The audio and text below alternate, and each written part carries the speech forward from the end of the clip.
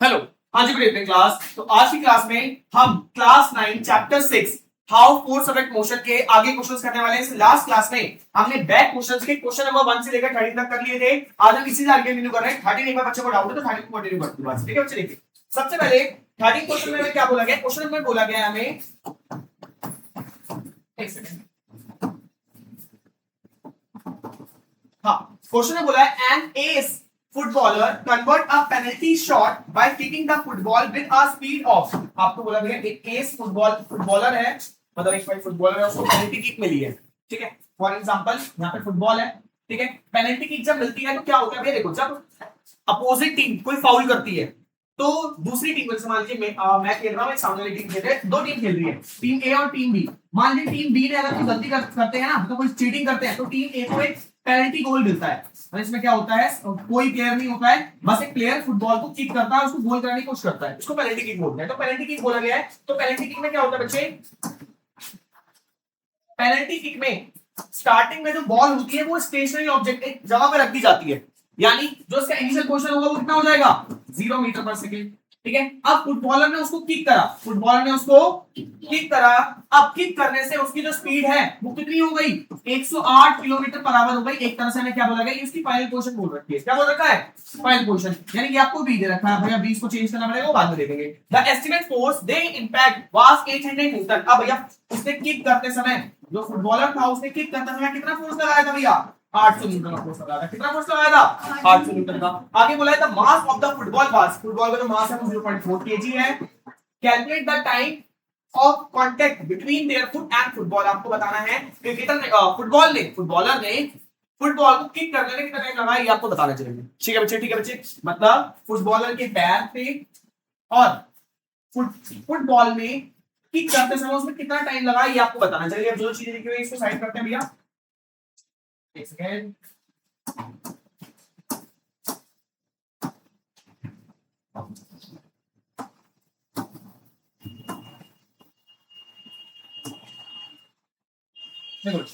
अब क्वेश्चन में क्या बोला गया है, एंड अब भैया हमने क्या दे रखा था, सबसे पहले जो गिवन है वो लिखते हैं। हमें बोल रखा है, ठीक है भाई, मुझे बताना है पेनल्टी गोल दिया जा रहा है, यानी यू जो होगा वो 0 मीटर पर सेकंड हो जाएगा। क्या हो जाएगा, अब इसको किक करके वो स्पीड कितनी हो गई, 108 किलोमीटर पर आवर। भाई इसको चेंज करूंगा मीटर पर सेकंड में, तो मैं 5 बार 60 से मल्टीप्लाई कर दूंगा, तो 18 से कितनी बार कट जाएगा ये, 6 बार पे 6 बार 30, तो हो जाएगा 30 मीटर पर सेकंड, यानी फाइनल वेलोसिटी हमारी आ गई 30 मीटर पर सेकंड। इसके बाद हमें फोर्स दे रखा है, फोर्स हमें दे रखा है 800 न्यूटन। इसके बाद आपको मास दे रखा है, मास दे रखा है 0.4 K. Then calculate the time, time निकालना है आपको। तो सबसे पहले देखते हैं भैया, आपको फोर्स दे रखा है, मास दे रखा है। कभी मैं एक जल्दी शॉर्टकट ट्रिक बताऊं, तो कभी भी फोर्स और मास दे रखा हो ना, तो F इक्वल टू ma वाला फॉर्मूला अपने दिमाग में लाना।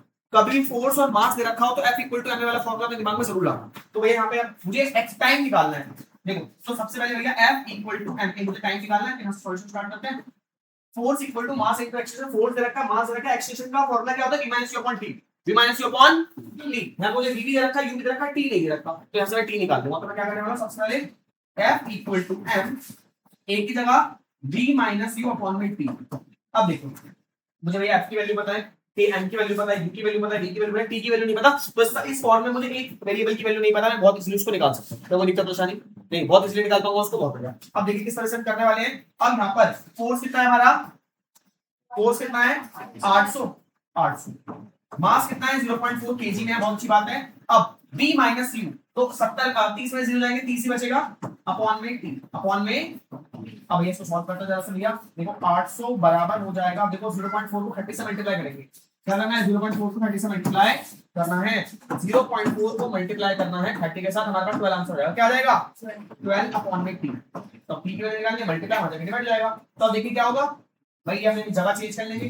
ठीक है, t इधर चला जाएगा, यहाँ आ जाएगा 12 अपॉन में 800, 12 अपॉन में 800। अब p की वैल्यू निकालनी है भैया, देखो 4 3 जा 12, 4 2 जा 8, 0 0। अब चालू थोड़ी काट सकते हो, कोई बात नहीं है। ठीक है, अब 3 अपॉन में 200 आया, 3 अपॉन में 200। अब जरा इसको सॉल्व करते हैं, 3 अपॉन में 200, देखो बच्चे 3 डिवाइड बाय 200, आपके पास 0.015 आएगा, 0.015 सेकंड। यही आंसर चेक करना है बस। सबका यही आंसर है, बहुत बढ़िया, कोई दिक्कत परेशानी नहीं, कुछ भी नहीं था, बहुत आसान था। मैंने आपको एक चीज बताई, कभी भी आपको फोर्स और मास दे रखा हो, आपके दिमाग में एक्सेस F इक्वल टू वाला फार्मूला आना चाहिए। अब भाई मुझे टाइम निकालना था, मुझे समझ आया भाई मैं एक्सेस को टाइम वाले फॉर्मूले में एक्सप्रेस कर सकता हूं, तो मैंने एक्सेस को b - 2/t लिख दिया। यहां पे सबकी वैल्यू पुट कर दी, t को छोड़ के सब कुछ दे दिया, t की वैल्यू हमारे पास लास्ट में आ गई। तो फुटबॉलर को 0.15 सेकंड लगे फुटबॉल को किक करने में। कोई दिक्कत परेशानी, कोई दिक्कत परेशानी, समझ आ गया? आगे देखते हैं।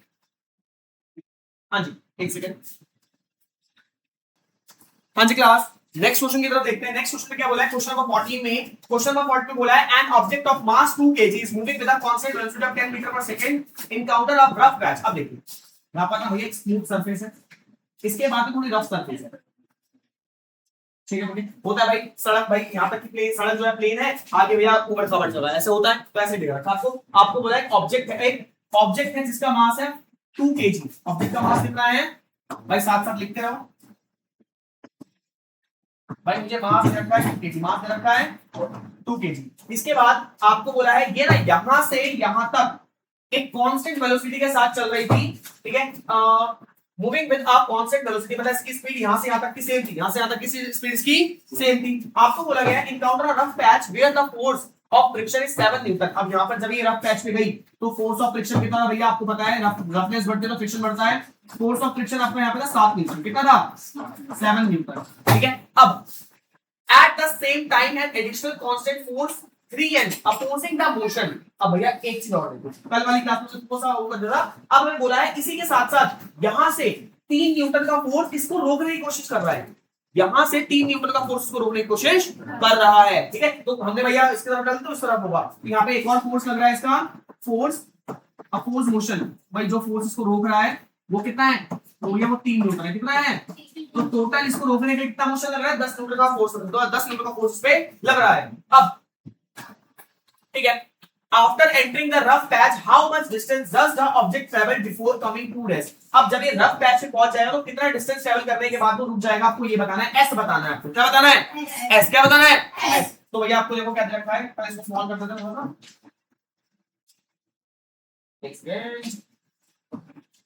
अब भैया प्लस प्लस ध्यान दो। अब भैया हमें यहाँ पे दे रखा है इनिशियल क्वेश्चन कितनी भैया, स्टार्ट करें इसको। हाँ एक बार दोबारा से बोल बेटा कौन से, हाँ भाई स्टार्टिंग में इसकी कितनी क्वेश्चन थी भाई, इनिशियल क्वेश्चन कितनी 10 metre per second, 10 metre per second. अब आगे जाके रुक गई, आगे जाके रुक गई। अभी हमें बोला ना, लास्ट में बोला गया कि भैया उसको रेस्ट में आने से पहले भाई लास्ट में रेस्ट में हो गई, लास्ट में जो ऑब्जेक्ट किसमें हो गई, रेस्ट में। बी कितना रखा है, बी कितना हो जाएगा, 0 हो जाएगा, ठीक है बच्चे? अब उस पे भैया फोर्स ऑफ फ्रिक्शन कितना है, फोर्स ऑफ फ्रिक्शन 7 न्यूटन, ठीक है? फोर्स अपोज मोशन, भैया एक फोर्स ने मोशन को कम कर रही है, वो कितना है 3 न्यूटन, वो कितना है 3 न्यूटन। यहाँ पे टोटल फोर्स निकाल लो भैया, तो भाई सेम डायरेक्शन है, प्लस हो जाएगा, सेम डायरेक्शन में है तो टोटल फोर्स आ जाएगा आपका 7 न्यूटन प्लस 3 न्यूटन, ये हो जाएगा 10 न्यूटन। कितना हो जाएगा, तो टोटल फोर्स कितना है 10 न्यूटन, टोटल फोर्स कितना है 10 न्यूटन, ठीक है? आगे क्या बोल रखा है, आगे कुछ बोल रखा है नहीं बोल रखा, हमें एस निकालना है। क्या निकालना है, एस। अब भैया हमें फोर्स दे रखा है, हमें मास दे रखा है, तो पहले हम एक्सेलेरेशन निकाल लें, एक्सेलेरेशन निकाल लें भैया। इधर देखो फोर्स दे रखा है, मास दे रखा है, एक्सेलेरेशन निकाल ले पहले भाई। आगे भाई एस निकालना है, क्या निकालना है, तो एस निकालने के हमारा फॉर्मूला से formula v equal to u plus 80, s equal to ut plus half of 80 square और v square minus u square equal to 2as। अब देखो पहले में तो s नहीं है, पहले में तो s, तो पहले का इस्तेमाल हम नहीं कर सकते, पहले वाले फॉर्मूले का इस्तेमाल कर सकते हैं नहीं भैया, s नहीं है, s तो है नहीं इसमें। दूसरे का इस्तेमाल भैया कर सकते हैं, u है हमारे पास, टाइम है नहीं भाई, टाइम नहीं है, दूसरे का भी इस्तेमाल नहीं कर सकते, दूसरे का भी इस्तेमाल नहीं कर सकते क्योंकि टाइम नहीं दे रखा, टाइम में नहीं दे रखा। तीसरे में v हमारे पास है, u हमारे पास है, ऐसा में निकालना है, ए निकालना पड़ेगा, इससे क्या निकालना पड़ेगा, ए। तो ए तो बहुत इजीली निकाल लूंगा, ए तो बहुत इजीली मैं निकाल लूंगा। मैंने क्या बोला था, कभी भी f और a दिख जाए, कभी भी f और m दिख जाए, फोर्स और मास दिख जाए, तो आपके दिमाग में सबसे पहले f इक्वल टू m वाला फॉर्मूला आना चाहिए। क्या आना चाहिए, तो भाई सबसे पहले हम f इक्वल टू ma, यहां से हम एक्सप्रेशन निकालेंगे, क्या निकालेंगे भैया, मल्टीप्लाई का डिवाइड डिवाइड हो गया। फोर्स कितना था भैया 10, मास कितना था 2, ठीक है? तो एक्सप्रेशन हो जाएगा 5 मीटर पर सेकंड का स्क्वायर, 5 मीटर पर सेकंड का स्क्वायर। क्लियर बच्चे कोई दिक्कत परेशानी?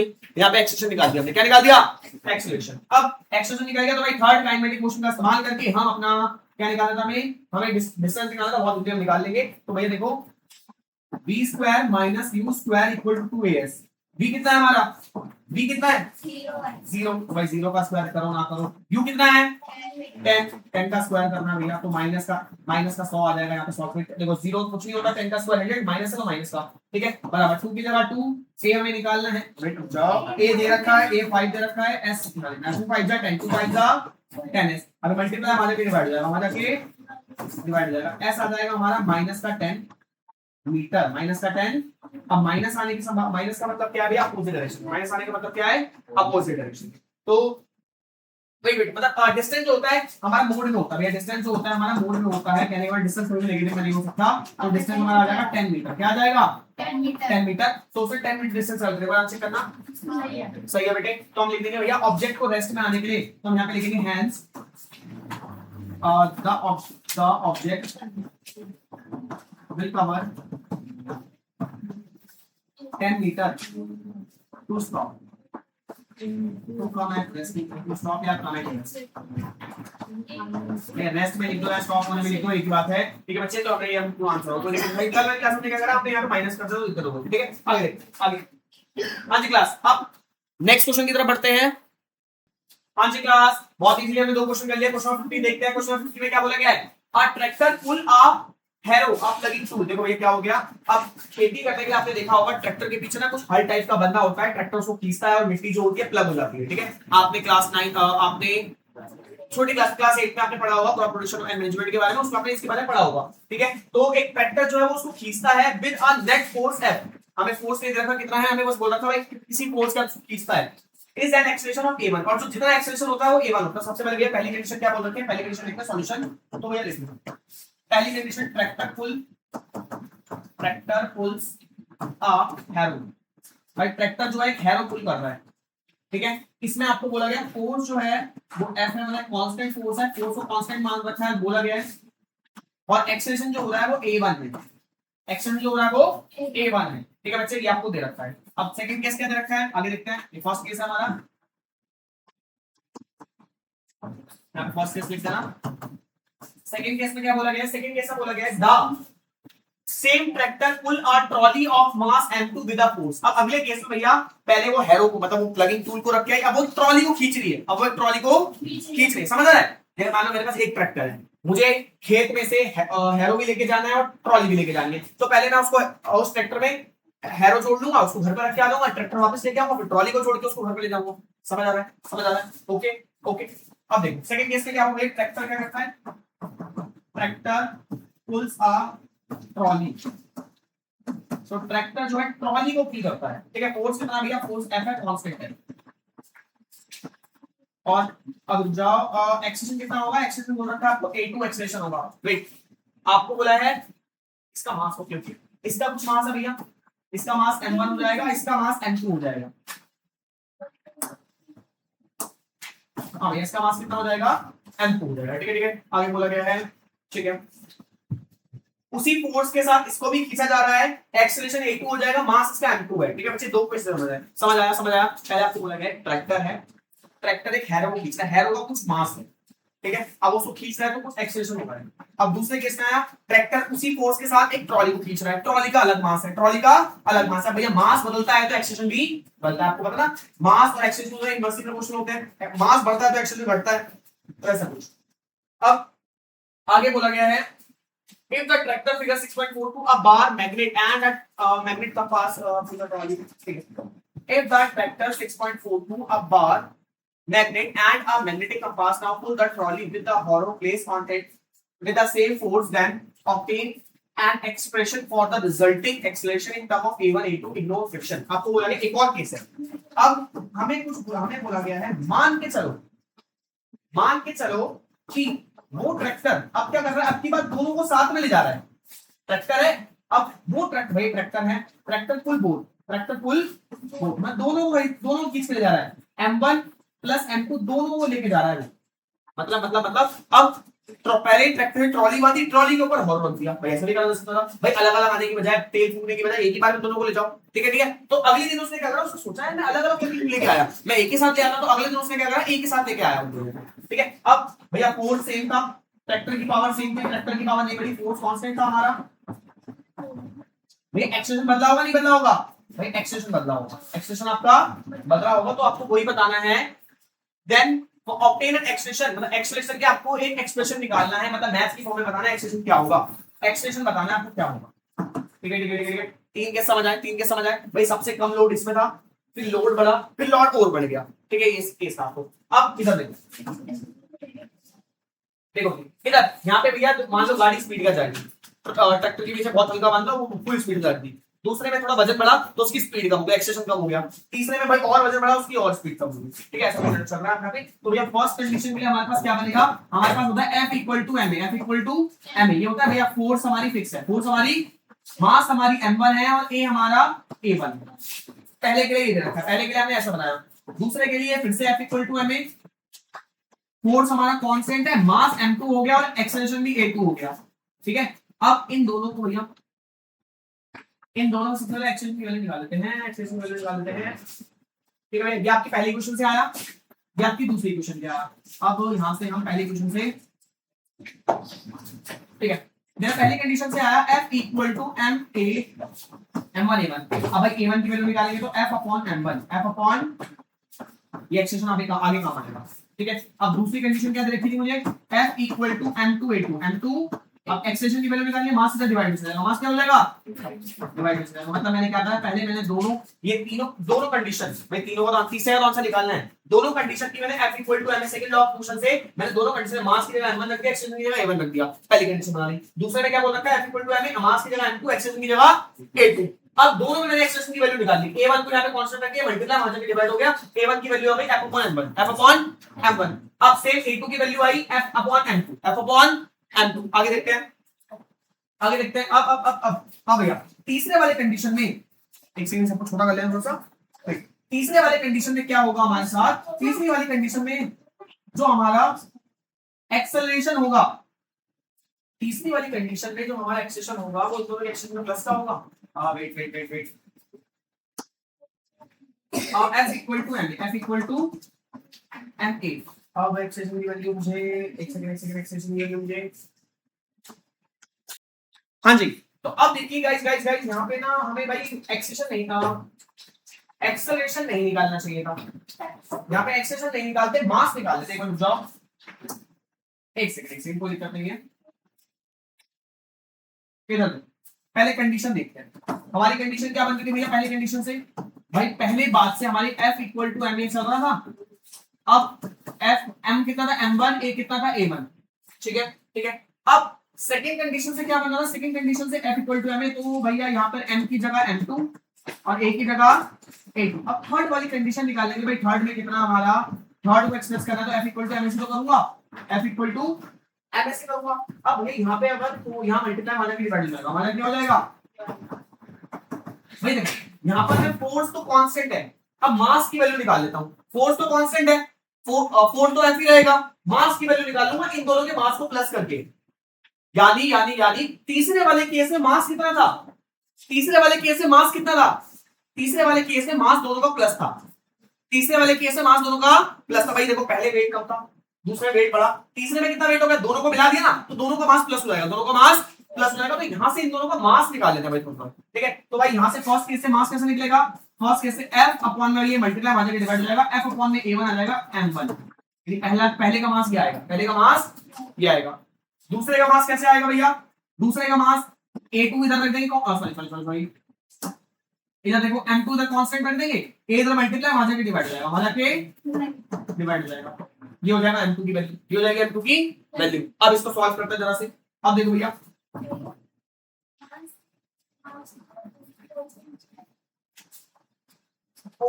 एक सेकंड रुक जाओ, हमें एक्सेलरेशन रेट फिर से हमने वही निकाल दिया, इधर भाई हमें निकालना है मास, हमें निकालना है मास। तो भैया मास को कांस्टेंट रखेंगे, यहाँ पर F अपॉन में A1 हो जाएगा हमारा m1। पहले का मास हमारा ये है, पहले का मास हमारा ये है। दूसरे का मास देखते हैं, दूसरे का मास कैसे निकालने वाले भैया, F अपॉन में A2 आ जाएगा, दूसरे का मास m2। ठीक है, एक सेकंड कोई बात अभी देखिए। ठीक है, हमने दोनों का मास निकाल दिया, हमने दोनों का मास निकाल दिया। अब यहाँ पे तीसरे वाले का मास कैसे निकालेंगे, F अपॉन ए। मास कैसे आएगा तीसरे वाले का, इन दोनों के मास को प्लस करके, इन दोनों के मास को प्लस करके। तो भाई पहले का मास कितना है, F अपॉन में A1, F अपॉन में दूसरे का मास कितना है, F अपॉन में A2, बराबर में आ जाएगा हमारा एक्सेलरेशन, रिजल्टेंट एक्सेलरेशन तो बराबर एक्सेलरेशन होगा वो। अब जरा भाई इसको सॉल्व कर लेते हैं न्यूमेरिकल वैल्यू से। इधर देखिए सबसे पहले अब A1 और A2 को प्लस करेंगे, एलसीएम लेंगे, A1 A2 साथ में लिख देंगे, हमारे को न्यूमेरिकल वैल्यू में क्रॉस मल्टीप्लाई करेंगे, ये हो जाएगा F A2 प्लस FA1, ठीक है। अब ऊपर जो है इसके फोर्स लेने वाले हैं, बराबर में A, बराबर में A। अब यहाँ पे देखो नीचे का फोर्स दोनों में कांस्टेंट, फोर्स को कॉमन ले लेंगे, फोर्स में लेंगे कॉमन ले लेंगे। एक सेकंड इसके यहाँ पे थोड़ा सा ये बात है, सोच करते हैं। इधर देखिए यहाँ पे है A1, ठीक है, ओके। अब जरा यहाँ पर A1 और A2 का एलसीएम लूंगा, साथ में लिख दूंगा A1 A2, साथ में लिख देंगे A1 A2 सामने। अब F को A2 से मल्टीप्लाई करेंगे FA2, प्लस का साइन है प्लस, F को A1 से मल्टीप्लाई करेंगे FA1, बराबर में आ जाएगा एक्सप्रेशन, ठीक है। अब भाई इसके ऊपर जो है फोर्स है, इसके ऊपर जो है फोर्स, भैया फोर्स अपॉन में है, फोर्स इसके ऊपर है। अब यहाँ पे जरा इसको मैं जरा अलग कर देता हूँ, ठीक है, इस तरीके से हो जाएगा। अब इसको जरा अलग करते हैं, देखिए हमारे पास क्या वैल्यू आएगी, F अपॉन में, अब देखो दोनों में F है तो F को कॉमन ले लेंगे, F A1 प्लस A2 या A2 A1 लिख दो, एक ही बात है भैया, अपॉन में A1 A2, अपॉन में A1 A2 बराबर में एक्सेलरेशन, बराबर में एक्सेलरेशन, ठीक है ठीक है ठीक है। अब भैया अगर ये ऊपर जाएगा, अगर ये ऊपर जाएगा तो रेसिप्रोकल हो जाएगा, क्या हो जाएगा, रेसिप्रोकल, ठीक है। तो पहले तो F से F कट जाएगा, F से F कट जाएगा, ऊपर बचा 1, यहाँ पर 1 अपॉन में, अब F से F काट दिया, 1 अपॉन में A1 प्लस A2 और A1 A2, यहाँ पे आ गया एक्सेलरेशन। अब ये ऊपर जाएगा तो क्रॉस मल्टीप्लाई हो जाएगा, यानी 1 से मल्टीप्लाई हो जाएगा A1 A2 अपॉन में A1 plus A2, A1 plus ये आ जाएगा एक्सेलरेशन। अब ये आ जाएगा A1 A2 अपॉन में A1 plus A2, A1 plus ये आपका एक्सेलरेशन, ये आपका एक्सेलरेशन आ रहा है, ये आंसर आ रहा है, चेक करो ये आंसर आ रहा है, ठीक है भैया। अब देखो यहाँ पे हमने किस तरह से करा, यहाँ पर हमने किस तरीके से करा, हो सकता है आप इस दूसरे मेथड से कर रहे हो बच्चों, कोई दिक्कत नहीं। पहले हमने क्या करा, पहले हमने पहले केस से मास निकाला, पहले हमने पहले केस से मास निकाला, m1 की वैल्यू जो हमारी आई वो आई F upon A1, F upon A1। फिर हमने दूसरे केस से मास निकाला, भाई दूसरे केस से मास निकाला वो है F upon A2, F upon. फिर तीसरे केस में क्या होगा, मास इन दोनों का प्लस होगा, मास इन दोनों का प्लस, तो A equal to F upon N होता है, फोर्स तो हमारा कांस्टेंट है बेचारा, फोर्स तो हमारा कांस्टेंट है। अब m कैसे आया होगा, दोनों को प्लस करो, दोनों को मास को प्लस करके, तो भैया यहाँ पे A आ गया हमारा F अपॉन M1 N2 की जगह हमने F upon A1 plus F upon A2 लिख दिया। यहाँ पे दोनों का एलसीएम लिया, फोर्स से फोर्स काट दिया, क्रॉस मल्टीप्लाई करने के बाद हमारे पास फोर्स की वैल्यू आ गई, सो एक्सेलरेशन की वैल्यू आ गई, जो कि हमारी आई A1 A2 अपॉन में A1 प्लस A2, ये हमारी एक्सेलरेशन की value.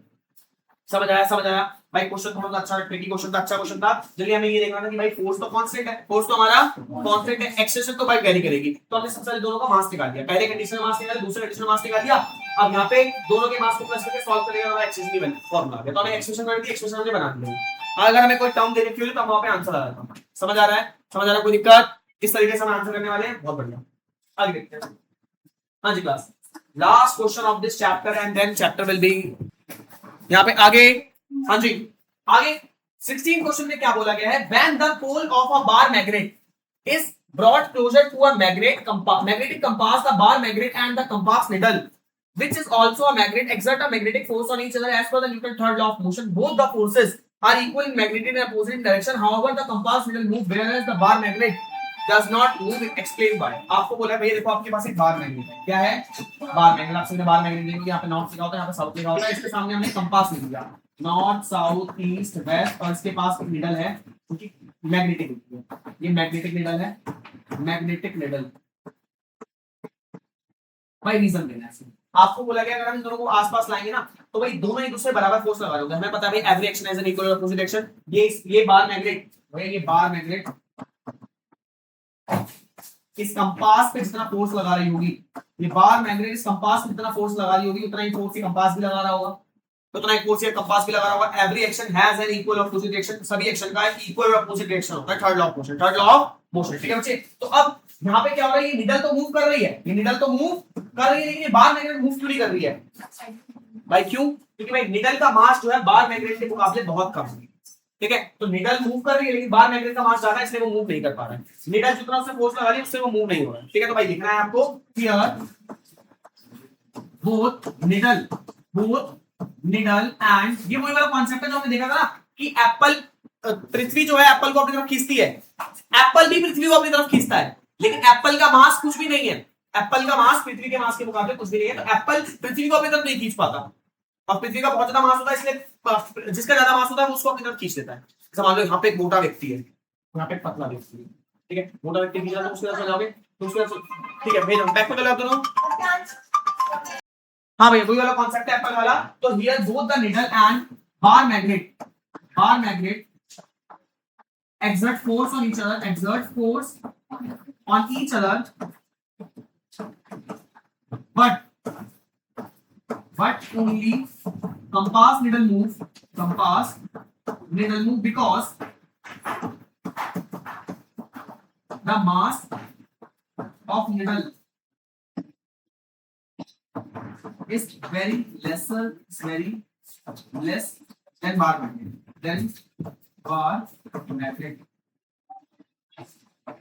So it moves, and the mass of bar magnet is greater.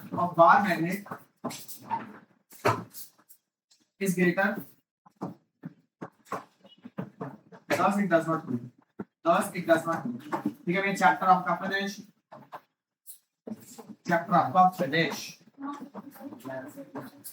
Okay class जल्दी बैठ के आप काम करेंगे। ओके भैया, कल हम स्टार्ट करेंगे नेक्स्ट चैप्टर, ठीक है।